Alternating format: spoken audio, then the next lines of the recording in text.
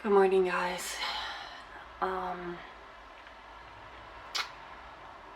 as usual, it has been some time, but the reason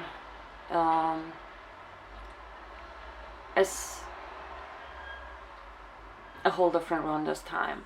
I wanted to vlog 2 weeks ago, but at that time, my life took a turn for the worse. So that was one of the reasons why I wanted to do it, but also one of the reasons, or well, the biggest reason why I didn't in the end.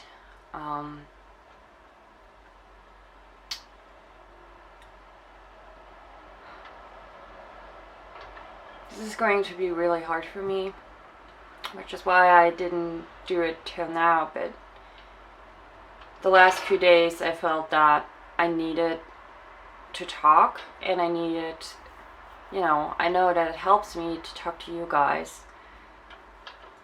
So here we go.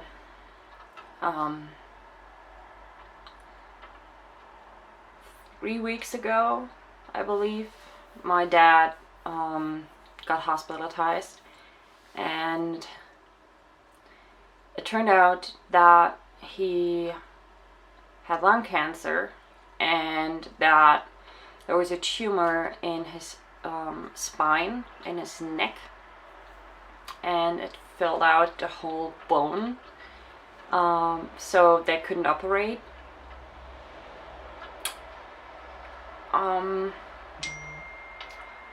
But it looked like they were saying, we will do chemotherapy and radiation and all of that, and there was a plan. So, sorry guys. So there was a plan. But 2 weeks ago, he had this thing around his neck that he was supposed to wear always to stabilize his neck. But 2 weeks ago, he forgot to put it on and went outside. And when he wanted to come back in, he slipped and fell and broke 2 of his bones in his neck. And the weekend before that, I visited him, my mom and I did, and it was okay. He was still, we talked. He was in a lot of pain, but he was normal. He was still there, even though he was under a lot of medication. By the time he slipped, he wasn't just on morphine. He was also under antibiotics because it turned out he had also had a lung infection, which they treated. So they think maybe he slipped because of that, because it was like high dosages of medication. But to be honest, 2 weeks ago when we visited, like the week before that, he already had those moments of not really being stable enough to walk, but he insisted anyway. He was a thick-headed dad, and yeah. So anyway, as soon as we heard, we went back. My dad lives like 2.5 hours away from me. As soon as we heard, we went back, and when we came there, he was kind of clear-headed-ish. But he stopped to make sense in some ways, and he was talking like wild mixtures of stuff. At first he was still okay-ish, but he took a turn for the worse very, very fast. Every day it got so bad. So the next day we went there, he was still talking, but he wasn't making any sense anymore, and he was in a lot of pain.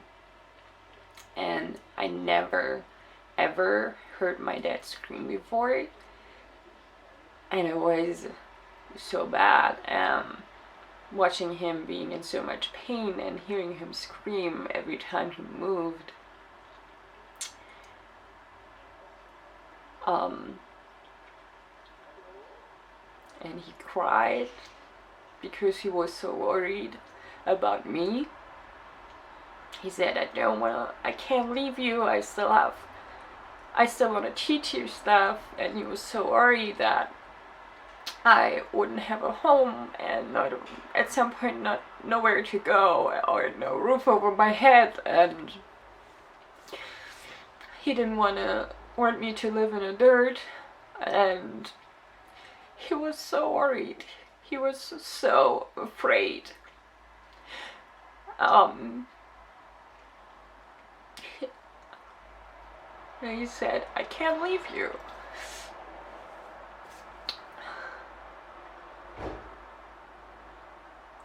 And he was so afraid to die that he knew that he was going to. And at some point he asked if he could die now. And we said, yes, you can. You can go, you don't have to worry, I will be okay, and Mom will take care of me, and you can go now. And he was like, no, I can't go. So I said, I know you don't want to, and I don't want you to, but you can. You can, it's okay. Because he was in so much pain, and the doctors couldn't do anything for him anymore, so I'm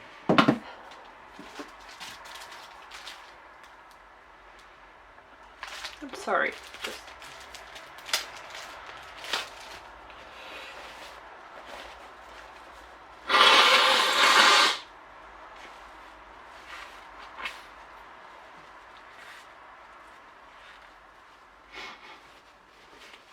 Yeah.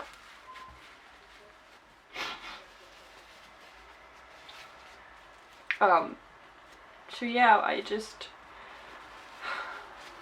after that first day we saw him again, since he fell, he just started to lose, like, his mind. He wasn't there anymore most of the time. Like, he was, but he wasn't, like, it was still him, but he wasn't really understanding everything anymore, and he stopped making sense, and everything was just coming together. He had hallucinations, and then there was the pain and the worries, and he was just so scared. He was scared for me, he was scared to die, but at the same time, a part of him wanted to die because it was so bad for him. And as his daughter, I didn't want him to die, but as someone trained in the medical field, I knew that he was going to, and I just wanted him to be free of pain, and I knew that that's what he wanted, even though he was scared.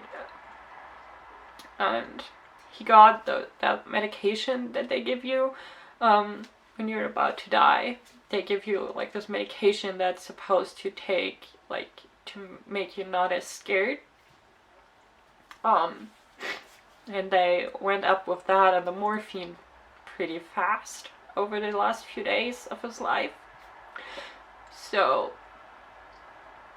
yeah. It was really bad, and at some point he was just moaning and screaming, and the last day I saw him, he was breathing so hard, and not moving anymore. Besides his hand were fiddling still a little bit, but he didn't make a sound anymore. Besides his heavy breathing, he did open his eyes once or twice, and there were like a few tears. So I believe he did hear me at some point. And I told him, that was the day I told him, you don't want to go, I don't want you to go, but it's okay. You can. You can go, I will be okay, and I will never forget you. I love you, and I know you love me. And I believe that he heard me, and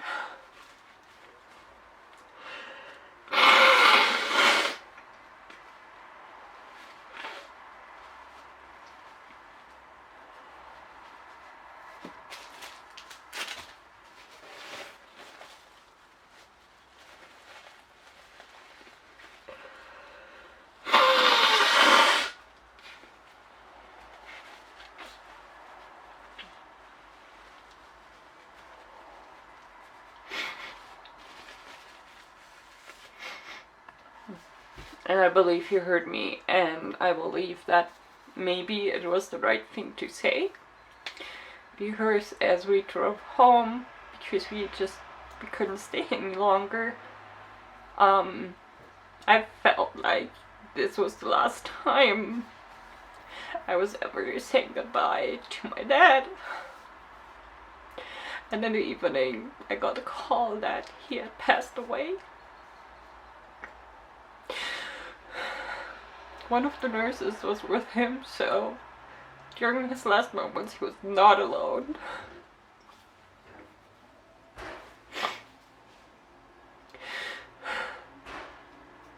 And I'm glad he's free of pain, but I'm so sad. He's the most important person in my life, and going from talking to him every day more than once to never hearing his voice again is just so hard. I knew he was always there for me, and he helped me fix stuff all the time and took care of me as best as he could, and he loved me so much, and I love him. But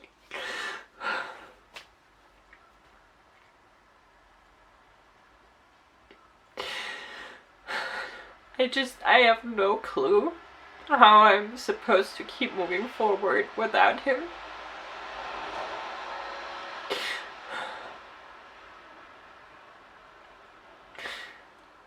And I'm not sad all the time, but like it comes in waves. It has been 6 days since he passed away, or no, 7 I believe. I'm not sure. It was the 28th of July that he passed, and that was last Tuesday, yes. And in 2 days we will go to his funeral. And I have no idea how I'm supposed to get through that day. It's just so hard being without him. Losing the most important person in your life, it's just...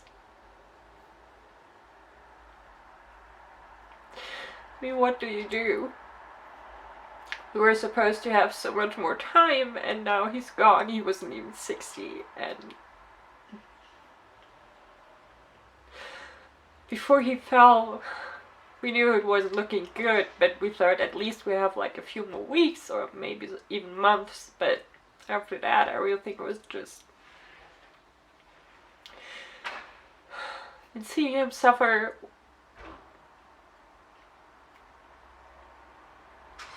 It's the worst. It's the worst seeing someone you love suffer so much.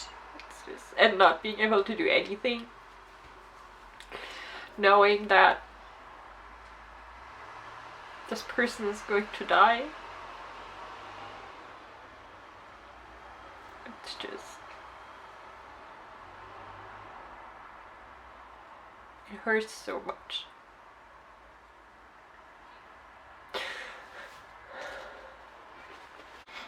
I think the worst part for me is just not being able to talk to him anymore and have him never hug me again. Have him never say that he loves me. Or just being with him on the phone for hours and just, you know, it's just, I miss so much.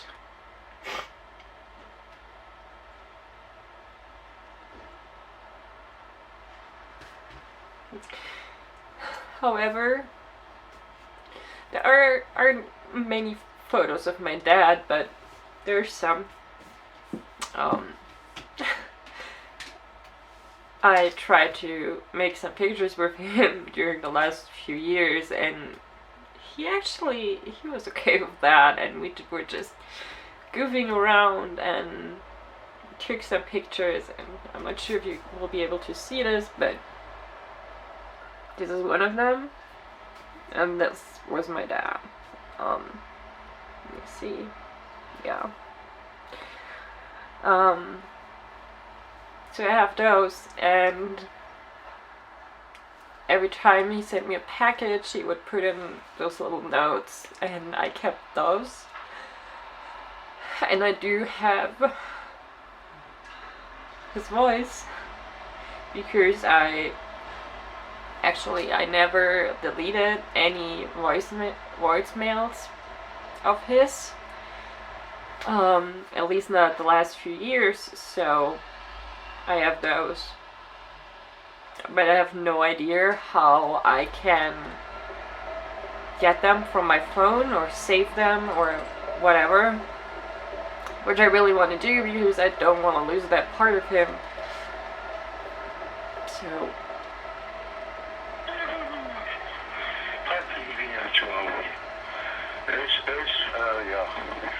genau, kurz vor 1. Liebhaber, Kollegen, there was my dad just telling me he's back at home and that he loves me, and I have quite a few of those. You can't see, but they go back to the 19th of October 2018, and I'm just so glad I saved them,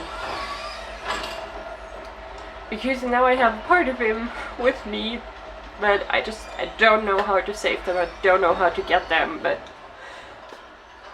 I will find a way, and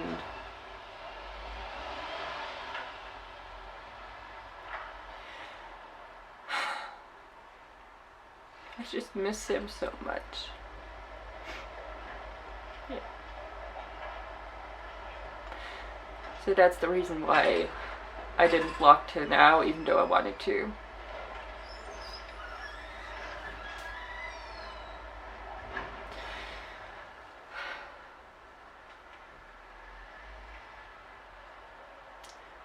Goodbye, guys.